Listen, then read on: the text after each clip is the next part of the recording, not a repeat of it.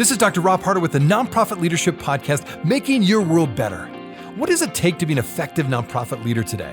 What are the biggest challenges? What are the biggest obstacles? How should nonprofits fundraise in an economy that is constantly changing?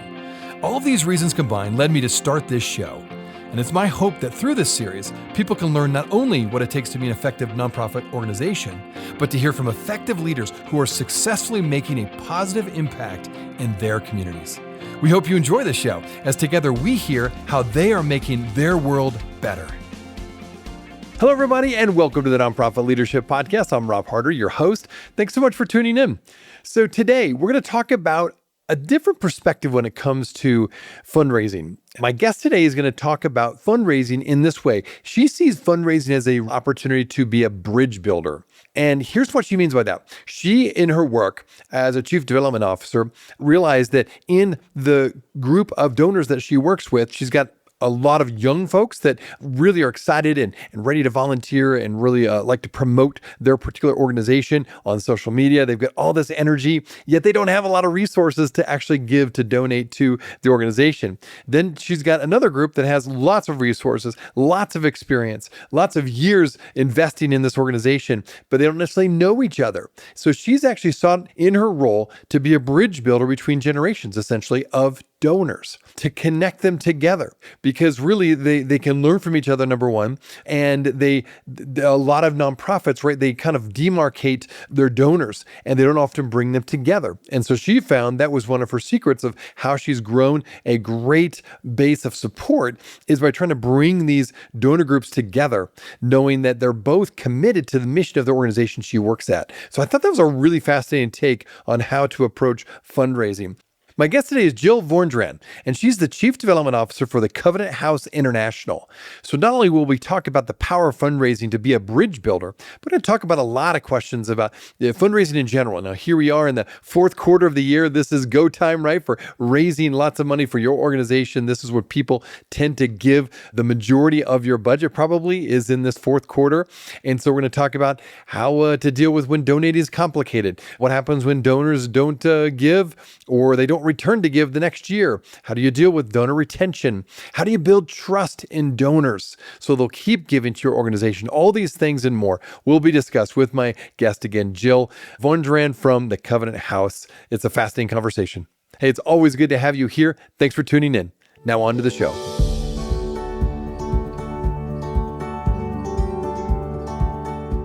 This podcast is sponsored by DonorBox. DonorBox, helping you help others with the best donation forms in the business. Well, welcome everybody to the Nonprofit Leadership Podcast. Jill, thank you so much for joining us on the show. Really glad to have you here.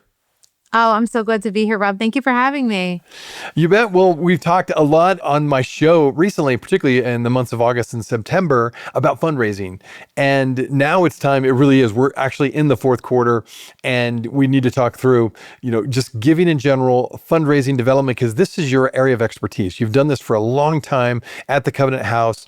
You've got lots of experience. And so maybe that's what we could start with. In your role as the Chief Development Officer, one of the things you do actually is you really seek to support the CEO. So I thought we'll get into money plenty in your role, but also I think that's a critical role, to support your CEO in that CDO role.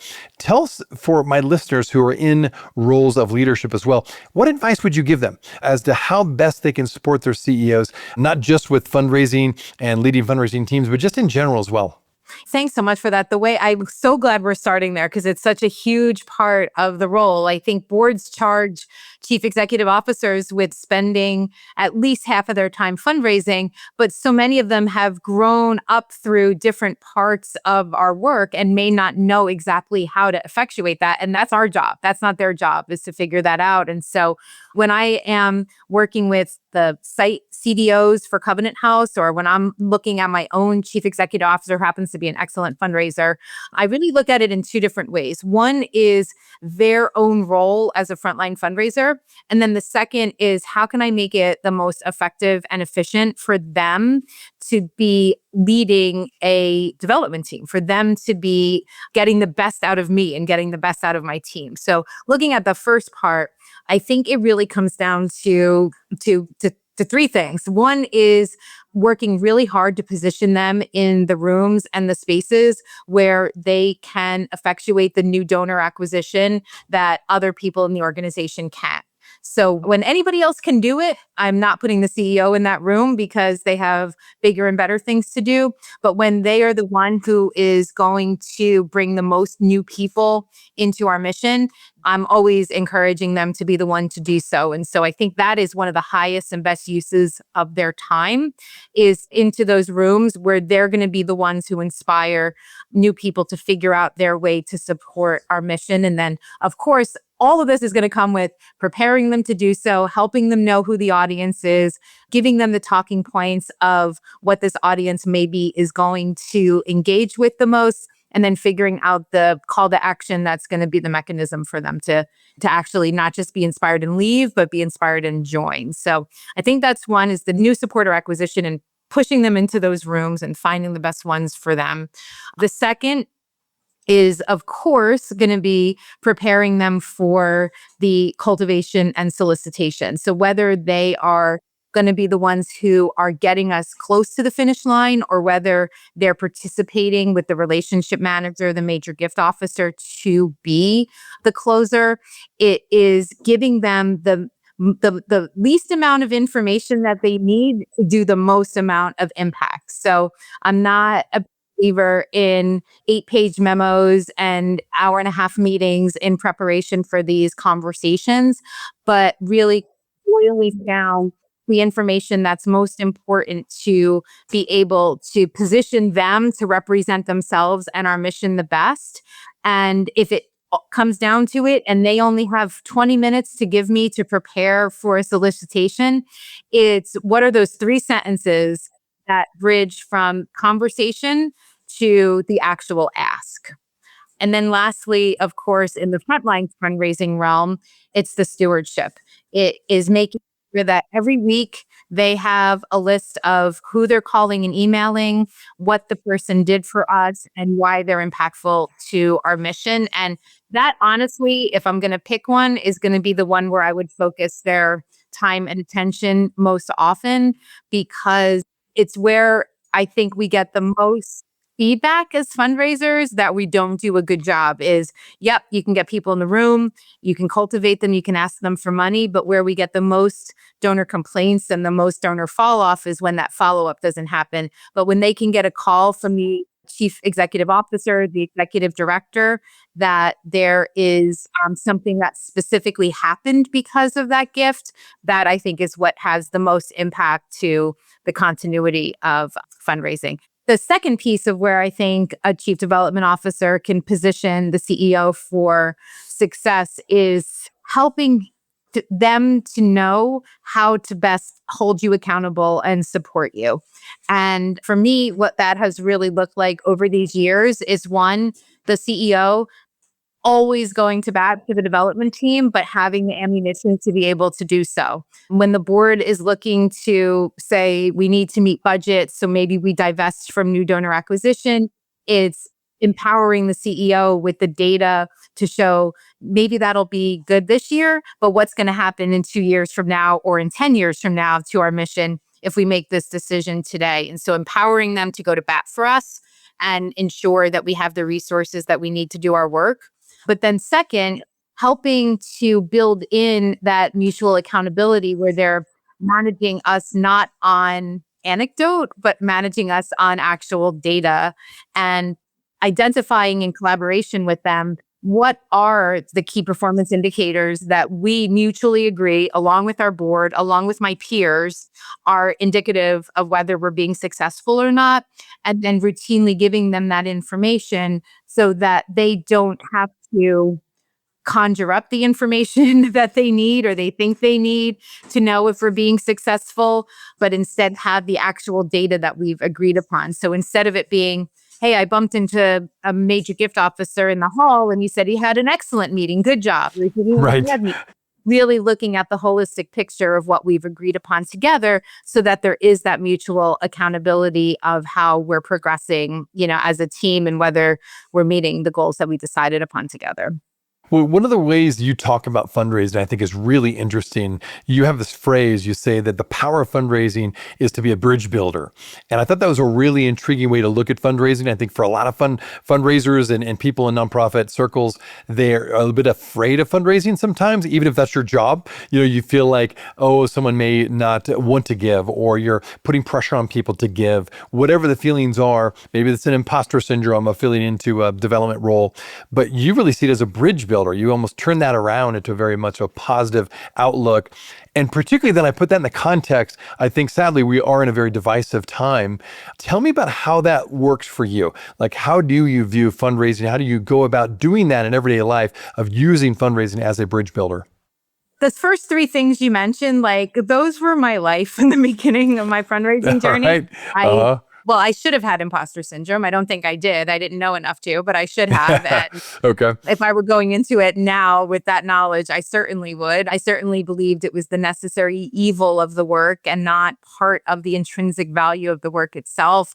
And I think it was a fake it till you make it situation for me. Like I thought, like intellectually, like this could be a big bridge building moment for me. Like in my particular mission, it was looking at the like wealthy people who were populating my portfolio, and then looking at the young people who I was serving who were so full of every other kind of wealth except for financial wealth, right? They had survival skills, they had an excellent sense of humor, like all the good things, and they were just lacking resources. And so it's like, okay, we have this group over here, and they're on this then Excel spreadsheet, now CRM, and then these amazing young people over here. And so intellectually, I thought, okay, it's my job to bring them together. And I just tried to make that be my mantra until I actually believed it. And now, for years now, decades now, it's been a true belief of mine that neither one of those groups needs each other more or less, that they are both receiving at least equal value from each other, and that I just get to be this little bridge in between them and helping them, even if they never meet each other, to be partners in something that they both care about. They both care about young people not experiencing homelessness any longer. One of them cares because they are experiencing homelessness, they don't want to anymore. And the other set cares because it's either their faith or their belief in human rights or just their own personal humanity that wants, or an economic rationale that they don't want to live in a city where people are living on the street because that is bad business for them. So, or a combination of all of that. But both of those sets of people believe that in the same way. And I would venture to say that that argument can be made for any mission and any group of supporters, that they both are after the same thing.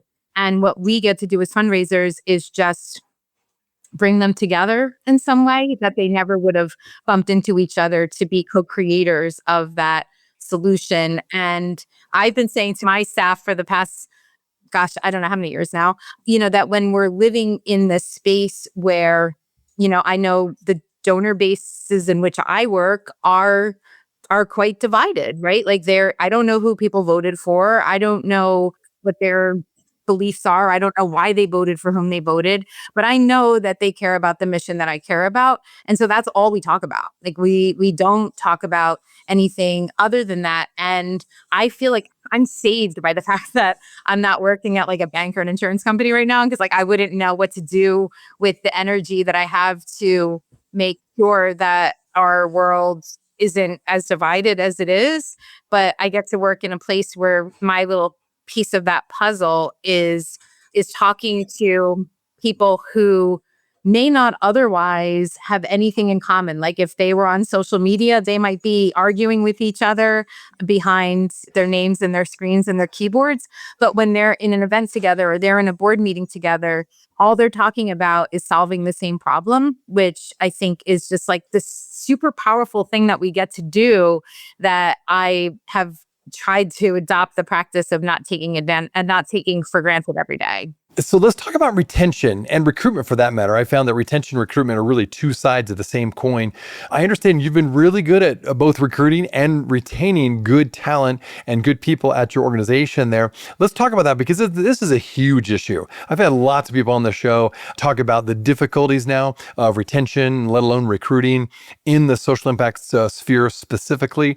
You've done a good job. How have you done that? How have you successfully retained excellent fundraisers? Because ironically, I think fundraising specifically amongst all the different roles within a social impact organization is probably one of the more difficult ones to keep. So what's your secret? What have you done to really retain good people? Oh, well, first of all, it's just been a ton of trial and error over time. I'm going to talk about retention first because I really do feel that our retention has led to successful recruitment. So, for retention, there's a few things that we have employed as non-negotiables in our team practice that I think have coupled together to contribute to this. So, one is that we systematically and informally celebrate everybody and everything all the time. So I know we want to talk about some like practical things that anybody can take away. So one is I have a team of 75 people and do a monthly staff meeting. We're spread out all over the country. And so it's all virtual and it's a little like, the funky vibe sometimes. And so a lot of times it's just one of us talking to 74 of us, and then we switch. And then one of us is talking to the other 74 of us about a topic.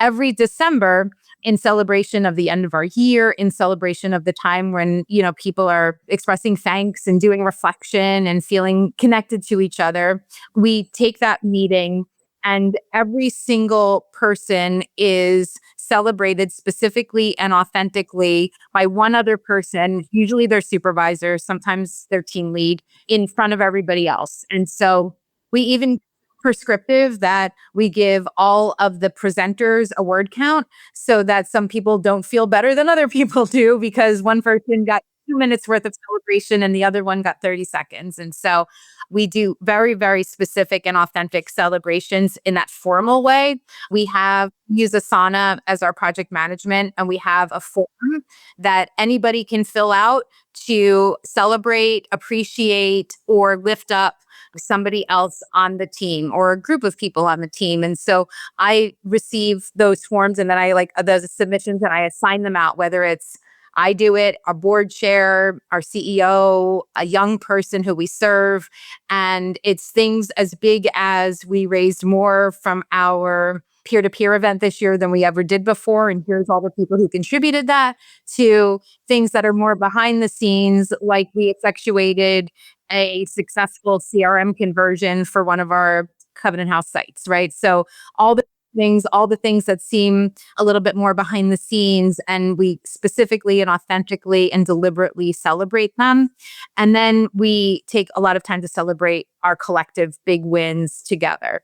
The second, and it's probably the one that took me the longest to learn, is ensuring that everybody on our team is acutely aware of what success looks like for them. And then, so there's no mystery. And then we are relentless in supporting people to achieve whatever success looks like for them so that they aren't living in this mysterious space of like, was that good? Was that bad? Did I hit my goal? Did I not hit my goal? I used to shy away from that because I was so busy building a team that was collaborative that I was afraid that strict KPIs and goals would be divisive. It would inadvertently put people in competition with each other or have people focus on their own silos and not on the bigger picture. So it took a lot of time and refinement to learn what we should be asking people to strive for and what we should be measuring and making it a combination of team goals and individual goals. But I think, that I take a lot of comfort in knowing what's expected of me and whether people think I'm achieving it. Yeah, no, thanks for sharing those insights. Again, it's such a difficult thing to do. It's not that it's hard to understand what works, but I think it's the intentionality. And I can tell you've been really intentional to build, these things into your organization so you can retain great talent and top talent. Okay, let's go back to giving and specifically a giving calendar. A lot of social impact organizations have a giving calendar. Some use it better than others. How can teams really use this kind of calendar to set realistic goals, number one, but also year-end giving? Can people do that are listening really maximize their calendar's goals when it comes to their giving calendar? Oh, love it. Love it. Okay. So the mass market level. So my organization just happened to be built on mass market, specifically direct mail.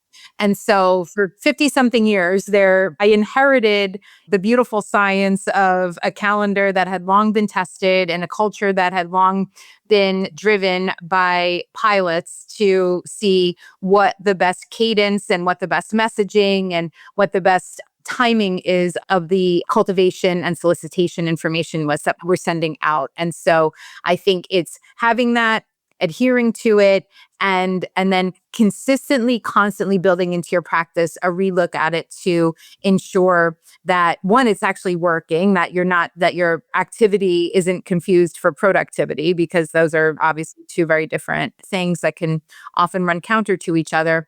But also that your audience isn't changing. Like people used to enjoy receiving things more than they do now, or when they used to open every email, now they're maybe opening 2 emails a year, but they're looking at everything that we're doing on social. So consistently refining in the mass market what you are offering to your audience, because you know from their behavior what's working and what's not working, right? But then when it comes to the more high level individualized relationships, we take what feels like an inordinate and tedious amount of time planning our year-long interactions with our supporters.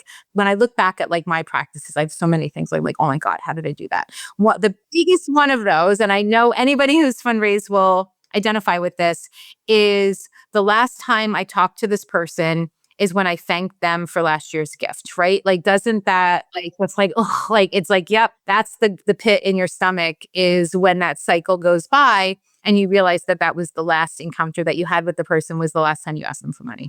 And so we have really disciplined ourselves to prepare a year-long calendar for each individual person. Obviously, there's some templated stuff, like every November, we're reaching out about Youth Homelessness Awareness Month. Every Thanksgiving, we're reaching out to thank them for being a supporter, those sorts of things. But when it comes to the individual relationships, we prepare in great detail what our touch points are going to be based on what we know about that supporter. How often do they like to hear from us? What do they like to hear about? Are they more mission focused? Are they more relationship focused? Are we reaching out because a young person graduated from high school? Or are we reaching out because it's the anniversary of their husband's passing? So what's important to them to hear from us about? And in that is, when does the solicitation happen? Is it more incremental, where we ask them at this time of year and this time of year because those are the things they're interested in? Or do we plan it out from the beginning of the year so that we get a sense of what they are going to be most motivated by? Or are they a person who we want to get a 5-year commitment from, so that the rest of those other 4 years and 11 months are just spent on building the relationship and keeping them engaged and helping them to feel like we're not just in a transactional relationship, that we really do care about your engagement. So on the high level relationship, I think the communications calendar has to be so tailored to the individual, and that the time that it takes is kind of boring. It feels like unproductive when you first start doing it. It feels like you just want to be on the phone or in their living room talking to them. But I just found that without it, people either slip through the cracks, or we're just dealing with them in a templated way and not in a customized, tailored way. We'll be right back. Are you looking for an easy and effective way to boost your nonprofit's donations? Well, look no further than DonorBox, the online fundraising platform that streamlines your fundraising efforts, maximizes donations, and simplifies giving for your supporters. With DonorBox, you can create beautiful donation forms, accept digital wallet payments, track donations, and send auto receipts. And the best part? There are no setup or monthly fees and no long-term contracts required. So what are you waiting for? Visit donorbox.org today to get started. That is www.donorbox.org.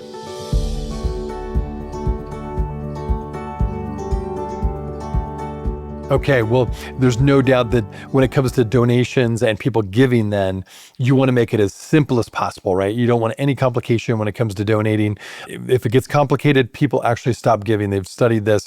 You want to make it super easy, or they won't return. They maybe get through it once and they're like, well, that was so difficult. I'm not going to do that again. Talk about 2 or 3 quick changes you've made at Covenant House, like mobile-friendly forms, digital wallet options, perhaps, easy recurring gift toggles. What could you recommend to my listeners how to make giving, for lack of a better term, easier, faster, and just really a good experience, like a positive experience, particularly when it comes to year-end giving? What do you recommend for my listeners? The first one at the top of my list will always be prioritizing monthly giving over one-time giving. And as the years go by, everybody just becomes so much more accustomed to that. Like where we're all paying for our Netflix subscriptions, we all understand what it means to have like things come out of our bank accounts every month. And the automation of that is helpful to the organization, but it's also so helpful to the donor because they have to do it one time and that's it. And then they can just enjoy the benefit that they're putting out into the world. I think the second is to make it super easy for the supporter to understand what the impact is that they're making. So instead of them clicking a form that's just about a dollar amount, that they're clicking on impact. They're not clicking on dollar. And I think that makes it so easy because it takes care of their two most important decisions in one transaction. It is, yes, I can give within a certain budget, but I also want to have this impact. And it allows them to make one decision instead of two by just making it so super clear to them. And especially as donors get younger than me, as time goes on, they want to know what that impact is. They don't want to just give to a brand. They want to give to an impact. And so I think that's another one. And then I think lastly is doing as much as possible, especially on the major giving level. Those were two more of the like first level and sustainer level. But thinking about major giving, it's using and challenging ourselves to say, maybe this is the calendar year end where we're not just going to ask for one major gift or a replication of their prior gift, but it's where we're going to increase it to maybe a 3-year commitment so that the donor doesn't again have to think next year about how much am I going to give and who did I commit to, but really having it be already taken care of in the relationship so that we don't have to spend each year on that transactional element and forcing them to make that decision again, but instead helping them to commit to it and understanding what the impact of it is and why it's important to us, and then continuing on with the relationship with them and our shared love of the mission. All right. Well, you've had a lot of years of experience in the fundraising field, well over 20 years doing it. And there's no doubt there's been lots of changes over the years, in terms of the fundraising landscape. And certainly it's changing again. What have you done to adapt and be nimble in the past and even currently in order to stay relevant and to stay effective? What advice would you pass on to my listeners who are also in the same field? Well, if you're in my role of leading a team or leading a segment of a team, I think it is without exception to hire people who are smarter at what you're hiring them to do than you are.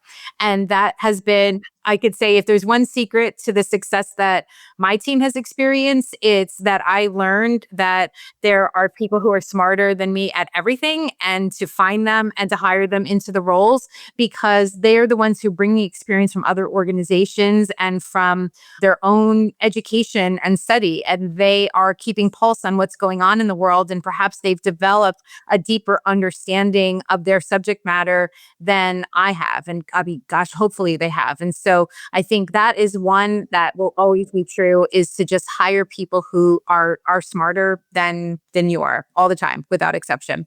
And then I think the other is to really invest in building a pipeline to younger fundraisers who are going to understand what appeals to the up and coming philanthropists. So I'm in my 50s. I have some sense of what like people in their 50s and above are interested in giving to. But when I look to say my own kids, how they give, what they give to, why they give is completely different than me, my peers, and honestly, many of my donors. And so and really investing and listening very closely to people who are younger than us, I think is so key because the world changes so quickly, as you said, Rob. And I think that I am never going to be the one who's going to be able to keep up with what the 30-year-old or 40-year-old incoming philanthropist is going to be invested in, but their peers are, and so hire them. Well, I applaud the fact you've stayed in this industry for so long and stayed in the role basically of fundraising for so long. You've obviously been effective at what you do. For my listeners who want to connect with you or learn a little bit more about the Covenant House, where would you send them? I would go to my LinkedIn. It's really the place where I spend time outside of like my inbox. And Okay. so on LinkedIn, you can find me at Jill Vorndran. And that is really the best place. But if you want to learn more about the Cov, you could always go to covenanthouse.org and then navigate your way to what you're looking for. If it's you're figuring out a policy way to end youth homelessness, if you want to join our team, if you want to sleep out this November when we are having thousands of people sleep out in solidarity with young people experiencing homelessness and raising money to help us end this awful problem in our world, that's the place and the portal to do that. Well, thanks again for just sharing all your insights, all your experience. This is a very timely message. We're right in the middle of year-end giving season. So again, thanks for being on the show to share your insights. Yeah. And Rob, thank you. I have such gratitude for folks like you who create these spaces for fundraisers to learn from each other. We're a funky industry where we have big responsibilities, but there's no real standardized, formalized training for us to get it. And so I rely on these people like you who are just putting out all of this great information to the world. So thank you. That's awesome. Thank you. Yeah, that's been my goal. I'm glad you mentioned that because it's my when I first started this podcast was really to get great information out, get good leaders like you telling what they're doing, sharing what they're doing so that people can learn. So this is to me an educational opportunity, right? To learn about great best practices across the country, in some cases around the world. So anyway, Thanks for sharing that. That's definitely been my goal. And thanks for you, the listener. Thanks for tuning in. We will see you next week. Hey friends, well, I wanted you to know that this podcast can be found on iTunes, Spotify, Amazon, Google Podcasts, and wherever you listen to other podcasts. I also want to encourage you to like, subscribe, and share this podcast with others. This will actually help us get this great content out to more nonprofit leaders just like you. You can also join the Nonprofit Leadership Podcast community. Find other resources and interviews of past guests all on my website, nonprofitleadershippodcast.org. Well, thanks again for listening. And until next time, keep making your world better.